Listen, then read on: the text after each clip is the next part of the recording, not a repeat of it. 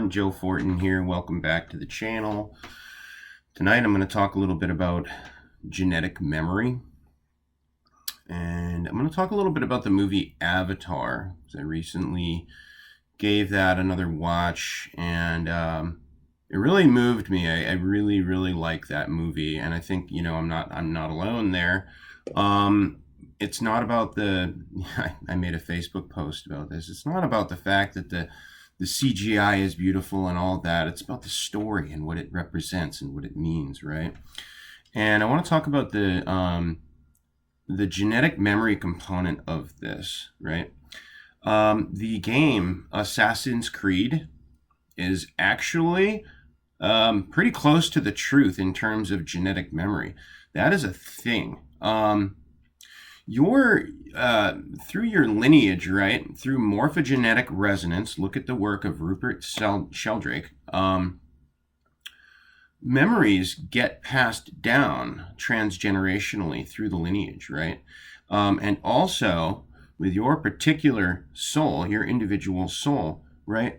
When you incarnate into this body, there are genetic memories, there are genetic imprints that get basically through morphogenetic resonance placed in your DNA structure, right? And for the majority of people that are walking around who are unawakened, they don't really have access to this. But like the movie Avatar is a great example of the fact that a lot of people do actually have these genetic memories. They just don't know that that's what it is that they're experiencing. I want to explain that a little bit.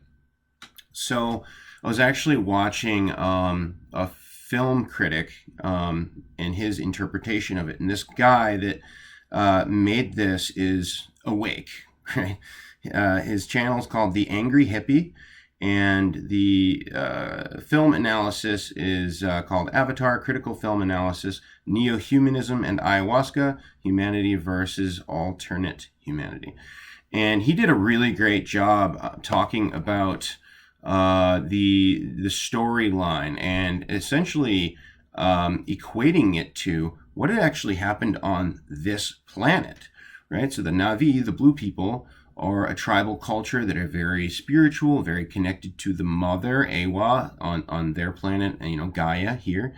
They're very connected to each other. They are spiritually free. They are liberated beings, right? They live their lives in a way that is peaceful and harmonious and congruent with the natural rhythms of the world around them, right? They live in harmony with nature, right? And that is a very fulfilling way to live.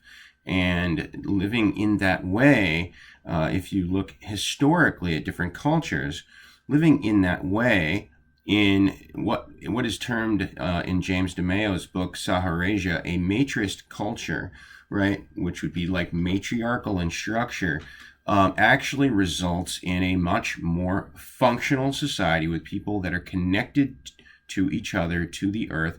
And those societies do not have the same level of muscular armoring that we do in our society.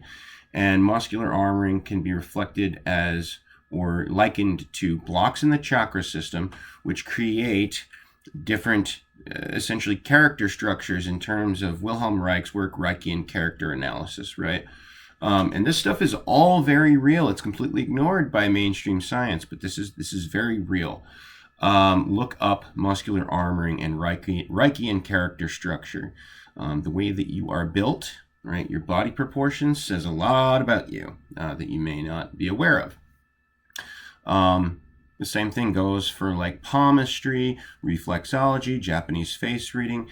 Everything is a fractal of everything else, right? And what is being reflected in the disease state of the human body, the average human body right now, the average human being, right? Where, we're depressed, we're stressed out, we're chronically overworked, right? We're sick, sad, depressed, and we're just, especially in this country, shamans that come here from other cultures just look around and they're like, everybody here is sick.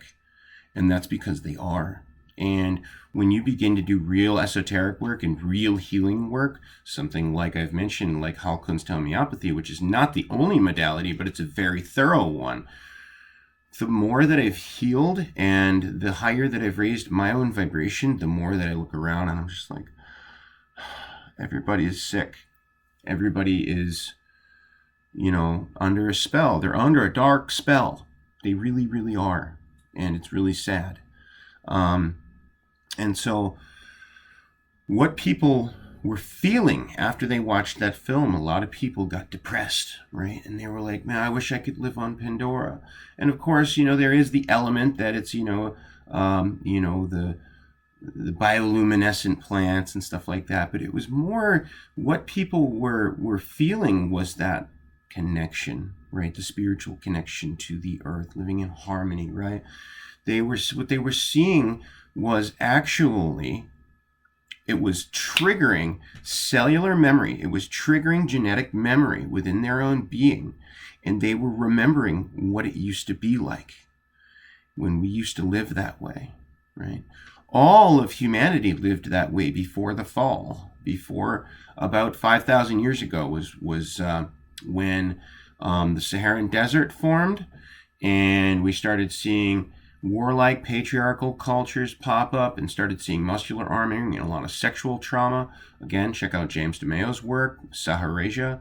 But prior to that, we all lived in matriarchal societies that were free of muscular armoring, which means that all the chakras were open, and it was essentially what is described as Eden, right, in the Bible. And then the Dracos showed up, right? And Eve ate from the poison apple that was given to her by the snake, right? That's a metaphor, right? And you can look more into that. But this is all true. This is the true history of humanity that's been hidden from us. Read Voyagers by Ashayana Dean. But people remembered what that was like, in a short 3-hour movie, right? It brought up the cellular memory of remembering that higher vibration, higher density mode of existence where we're all connected to each other and we lived in unity consciousness, right? Living in accord with the law of one. And that's why people went through a collective dark night of the soul after that movie came out, because they were essentially on an unconscious level remembering, and their being was resonating with what it used to be like in Eden. And then they had to step out of the movie theater and face this, right? This system, right, where you're enslaved, you have to pay to live, right? You've got, all these authoritarian control structures. People are disconnected from each other. We have more so-called connectivity than ever before, and yet people have never felt more alone than they do right now, especially with this lockdown, right? People feel so alone. I feel alone. I feel alone right now. I try to keep my channel positive. I try to give you guys uplifting messages. I try to give you good information. I try to spread hope, right? I try to spread love. I do call out things, right, that I see that, are deceptions and that people are teaching that are not correct and things like that. And I can be a little stern, right? I do kind of have a little father energy, but I'm trying to keep things positive on here. But if I'm going to be honest, I feel lonely a lot of times, because when I go out into the world, I see people that are basically like empty shells. I want to connect with them, but there's nothing to connect with there.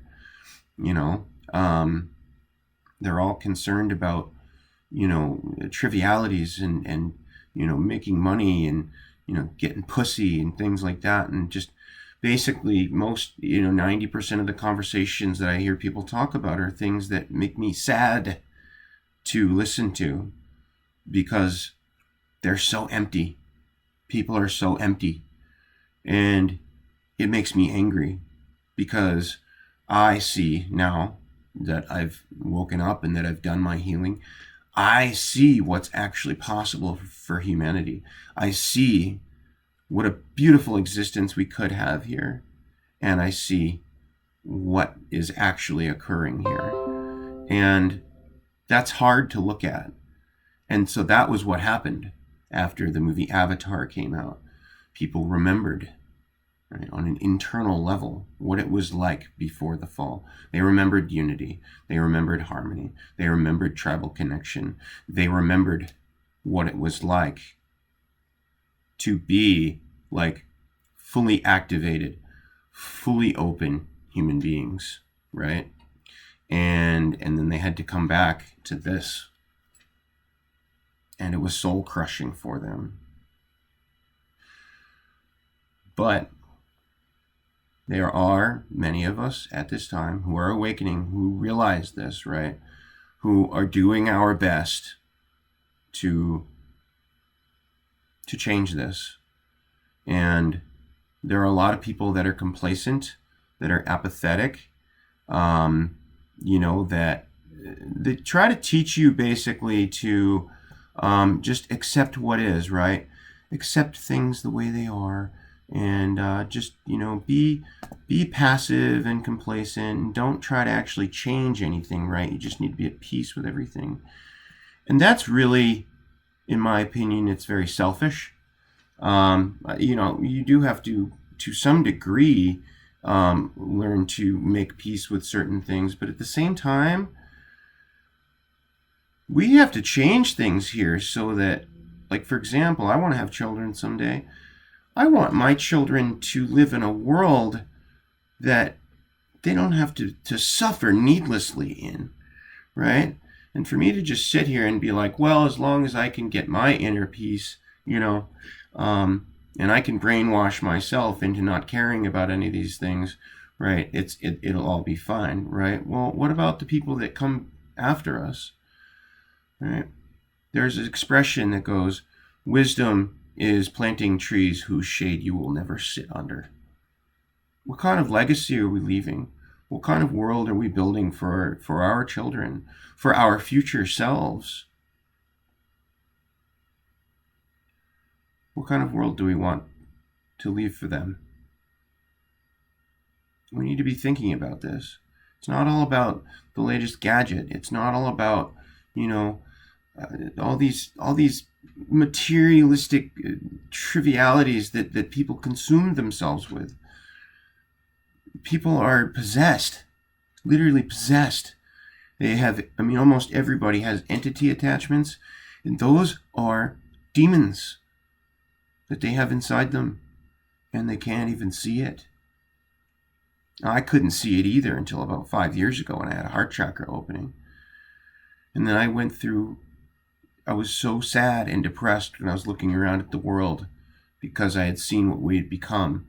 And I remembered, right, I activated my cellular memory. I started doing regressions. I started doing shamanic work, and I remembered what it was like before all this happened. And it's sad. It's incredibly sad. We need to fix it. We can't just sit around and do nothing. We've got to do our inner work. We've got to do the best we can to help others. We've got to get ourselves into a service to other orientation, which is not entirely, you can't go totally into that pole while you're still in physicality in this realm, right? You're always going to be serving self. And in fact, it is important that you take care of your own needs first, right? Put the oxygen mask on yourself first, fill your own cup, and then give from the overflow, right? That's a reality in this realm. But we need to, kind of be like the Jedi, serving others, right? How can I best serve others? How can I give to the world in such a way that it improves it, right? How can I do my part? How can I be a part of the tribe and do my part? And many, many people have lost that. They've lost their hearts. They've lost the ability to hear their heart's song. You need to remember your heart's song. You need to connect with your heart. Connect with the heart of the mother.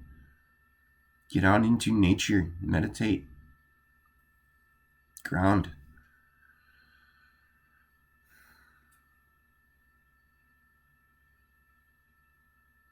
I'm doing the best that I can. I know I'm not perfect. I've made plenty of mistakes, and I know that especially some of my older information, I was spreading disinformation myself, and it's a learning curve for all of us, right? But we each have to do the best that we can. We also have to be not afraid to make mistakes. We have to step through that fear, right? Step through the fear of judgment. Step through the fear of people not liking us, right? Because people like me that talk about the things I talk about, a lot of people can't hear me. A lot of people think, that I'm crazy or whatever, right? And that's fine. They can think what they want, right? I know that I'm doing the best that I can, and that it comes from a pure place in my heart, right? A pure desire to be of assistance here. That's why I came into this reality field. I came here to assist. I came here to help. I came here for a mission, and I've been remembering that. When I heard the information about what had happened on this planet, like for example with the betrayal of Thoth, which you can read about in Ashayana Dean's material, and the fall of Atlantis, I cried. And I didn't even know why I was crying, but I cried because when I heard the information, something inside me felt it viscerally. And, when I heard also, they were talking about in the recent past, in the last 100 years or so, the Earth sent out a cry for help to the rest of the galaxy. I'm getting a little emotional now. Like, to the rest of the galaxy, to the universe, saying like, I need help here, because if not, things are going to go in the wrong direction. And many, many beings heard that cry and incarnated into this reality field to assist. That's what star seeds are. That's what indigos are, right? That's what crystal children and rainbow children are. And these things are real. They're very real. And just because a lot of people can't see it doesn't mean that it's not true. It is true. And there are many of us that know very well that it's true because we have those memories. We are getting those downloads, right? We are transforming ourselves internally, right? And we're doing the necessary hard work that it takes to be of assistance here, to wake up, to remember who we really are, to connect with our true soul essence outside of this distorted construction, this distorted matrix. And it's hard. It's really hard. But I think it will be worth it in the end. I still have hope. I still carry hope. If I didn't, I wouldn't do this. So, that's all for today. Thank you guys for watching, and I'll see you again soon. If you enjoyed this video, please hit the like button down below and click the icon to your left to subscribe. New content every week about spirituality and addiction from myself, Joe Fortin. Thank you very much for watching. We'll see you next time.